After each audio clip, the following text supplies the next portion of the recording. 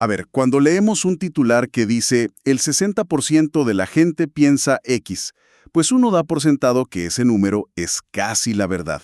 Pero, ¿qué pasa realmente con los datos de una investigación desde que se juntan hasta que se convierten en esa cifra? Hoy vamos a meternos de lleno en la cocina del análisis de datos cuantitativos, una fase donde, híjole, un proyecto entero se puede venir abajo por errores que parecen mínimos. Y fíjate que es una paradoja muy de ahora. Por un lado, cualquiera con una computadora tiene acceso a programas estadísticos potentísimos. Hacen que el análisis parezca tan fácil como apretar un botón. Pero por otro, ese proceso es un verdadero campo minado. Un error, por más sutil que sea, en la preparación de los datos, puede invalidar por completo meses y meses de trabajo de campo. Y para navegar este campo minado, nuestra guía es un texto de metodología cuantitativa bastante denso, la verdad.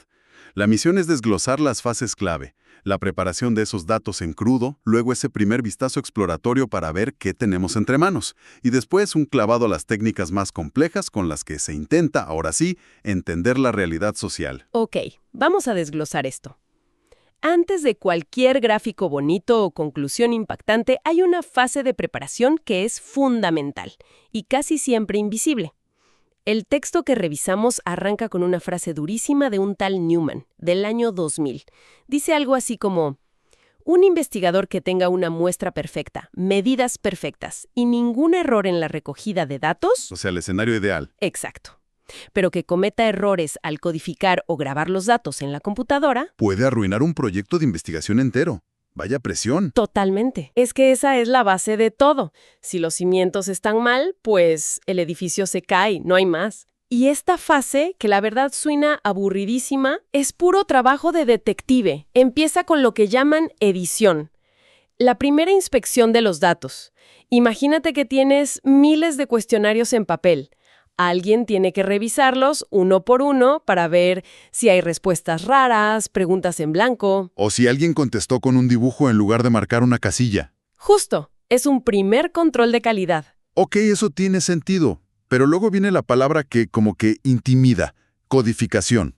A ver, ¿en qué consiste exactamente? Porque suena a que se necesita saber programar o algo así. No tanto, pero sí ser muy metódico. Se trata de traducir las respuestas, las palabras, a números que un programa estadístico pueda entender. El texto de un ejemplo buenísimo del Centro de Investigaciones Sociológicas de España.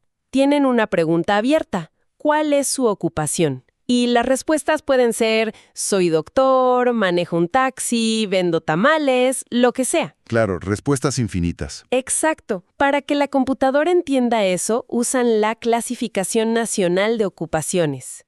A cada oficio le asignan un código. Químicos es el 011, por ejemplo, y peones es el 999. Es un trabajo de verdad artesanal. Pero a ver, ese proceso de codificar una respuesta abierta suena a que puede meter muchísima subjetividad, ¿no?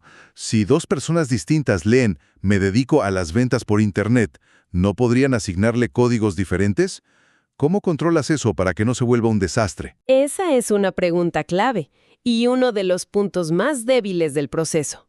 Para controlarlo, se usan manuales de codificación súper detallados y se entrena a los codificadores para que apliquen los mismos criterios siempre. Pero incluso así, el texto cita a dos autores, Biemer y Nivek, que estiman que los errores de codificación pueden representar hasta el 20% de todos los errores de una encuesta. ¿Un 20%? No, es altísimo. O sea que potencialmente una de cada 5 conclusiones podría partir de una premisa equivocada. Y si piensas en una política pública o una estrategia de negocio basada en eso, el impacto de un simple error de dedo es gigante. ¡Gigante! Por eso, después de codificar y grabar los datos en una matriz, viene la depuración. Aquí ya es buscar inconsistencias a propósito. El ejemplo obvio que pone el texto es: si la variable sexo se codifica como 1 igual a varón y 2 igual a mujer, y de repente te aparece un 3, es un error claro. Sí, ese es fácil. Pero hay otros mucho más sutiles. Claro, como el que mencionan de teclear 54 años en lugar de 45. Como 54 es una edad perfectamente válida, un programa no lo va a detectar como error. Suena a un trabajo de detective súper minucioso. Pero en el mundo real, con fechas de entrega y presupuestos limitados, ¿de verdad se hace todo esto siempre? ¿O hay un punto en el que se dice ya es suficientemente bueno y se asume un margen de error? Idealmente, se hace siempre. Para cazar esos errores ocultos, se usan cruces de variables. Por ejemplo, cruzas la edad de una madre con la de su hijo. Y sorpresa, la madre resulta ser más joven. Ahí hay un error clarísimo. O el caso que mencionan, de alguien que dice no usar Internet, pero 2 preguntas después está respondiendo cuánto tiempo pasa en redes sociales. Son contradicciones lógicas. Te cuento rápido. Una vez pasamos un mes con unos resultados que no tenían ni pies ni cabeza. Resulta que la persona que grabó los datos había invertido los códigos de sí y no. Un error de 1 minuto nos costó un mes de trabajo. Desde entonces, créeme, nunca me salto la depuración.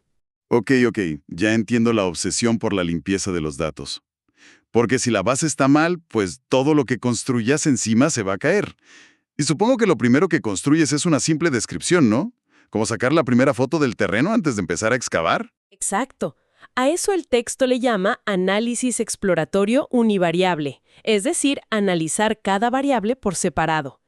Aquí es donde generas las primeras tablas de frecuencias, los gráficos y las estadísticas básicas. Es tu primer contacto real con los resultados. El texto muestra una tabla sobre la percepción del número de inmigrantes en España con categorías como insuficiente, aceptable o excesivo. Sí, y el dato que resalta es de una encuesta del CIS de 2010, donde el 45.8% consideraba excesivo el número de inmigrantes. Ver esa distribución en una tabla ya te empieza a contar una historia. Luego, para visualizarla, el texto habla de gráficos de barras, histogramas o el clásico gráfico de pastel. Hay un histograma en el texto sobre la valoración de una sociedad multicultural en una escala de 0 a 10.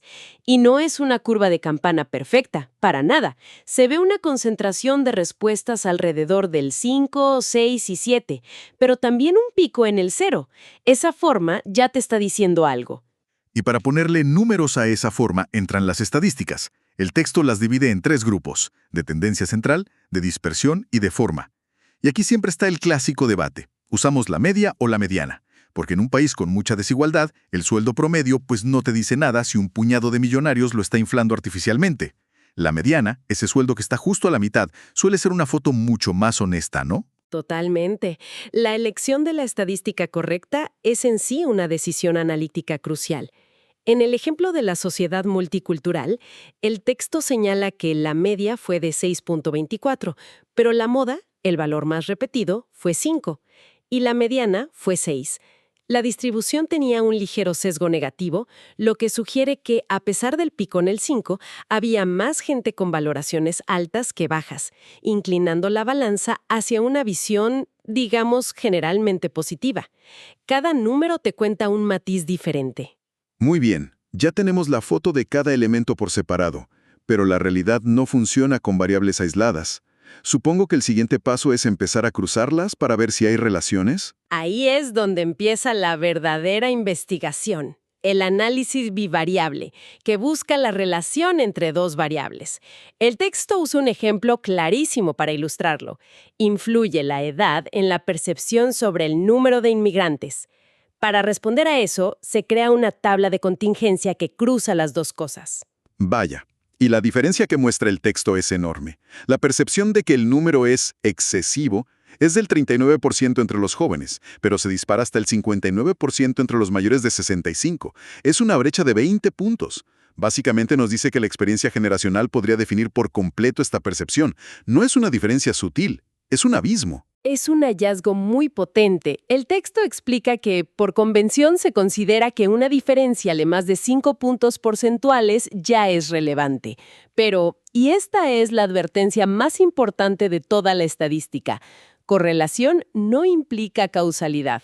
El hecho de que la edad y esa percepción estén relacionadas no significa que una cause la otra. Claro, podría haber un tercer factor oculto. Por ejemplo, quizás las personas mayores tienen un nivel educativo promedio más bajo que las jóvenes. Y es el nivel educativo, y no la edad en sí, lo que realmente influye. ¿Cómo se desenreda esa madeja? Exactamente. Has llegado al corazón del análisis multivariable. Cuando empiezas a meter en la ecuación el género, el nivel de estudios, los ingresos, la ideología política, las tablas simples se vuelven un monstruo de 1000 cabezas. Se vuelven imposibles de interpretar. Necesitas herramientas más sofisticadas. Y aquí es donde el texto se pone muy técnico y lista un montón de nombres que suenan a examen final. Regresión múltiple, análisis logit, ecuaciones estructurales.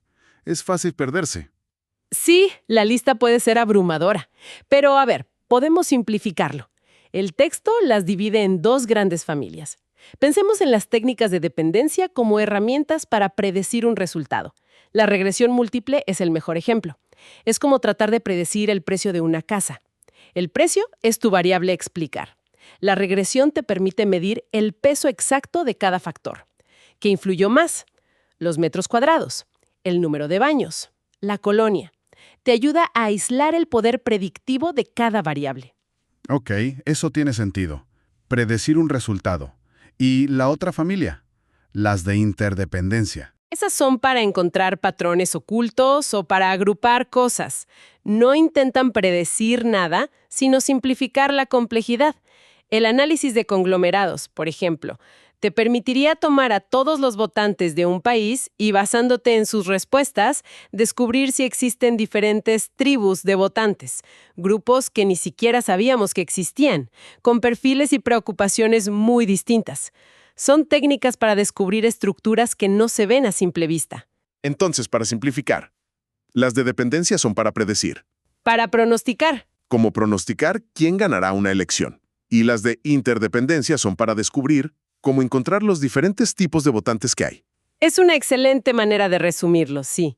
El objetivo final de todas estas técnicas es modelar la complejidad del mundo real de una forma más precisa, entendiendo que casi nada tiene una única causa. Después de todo este trabajal de limpieza, exploración y análisis complejo, la investigación termina con la redacción del informe de investigación.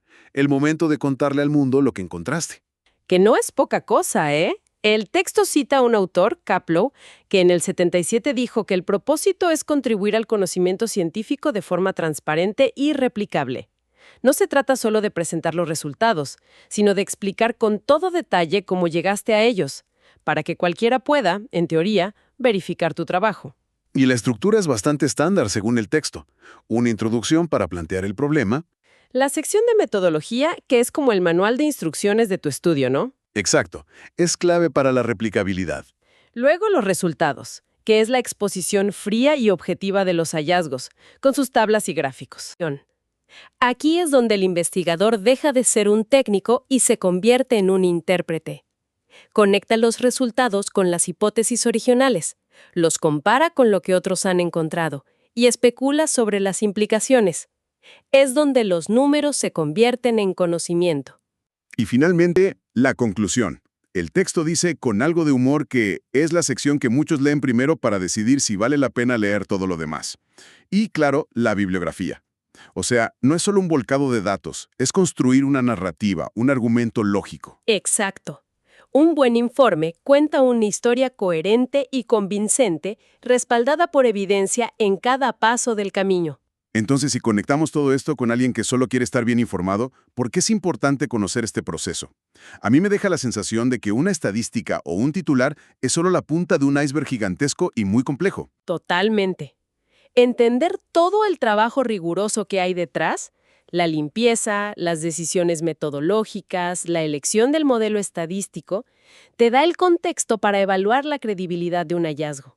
Te enseña a ser un consumidor de información mucho más crítico y a no tomar cada cifra como un hecho irrefutable. Es un proceso diseñado para minimizar el error y el sesgo en cada etapa. Fíjate que el texto es muy honesto sobre los errores que se pueden cometer y cómo se intentan corregir, lo cual es refrescante. Y eso nos deja con una reflexión final para el camino. Dada la enorme complejidad de estos métodos y sabiendo que detrás de cada uno hay decisiones humanas, ¿cómo puede una persona no experta que lee un estudio distinguir entre un análisis bien realizado y uno donde errores metodológicos sutiles pero significativos podrían estar moldeando las conclusiones que se nos presentan como la verdad absoluta?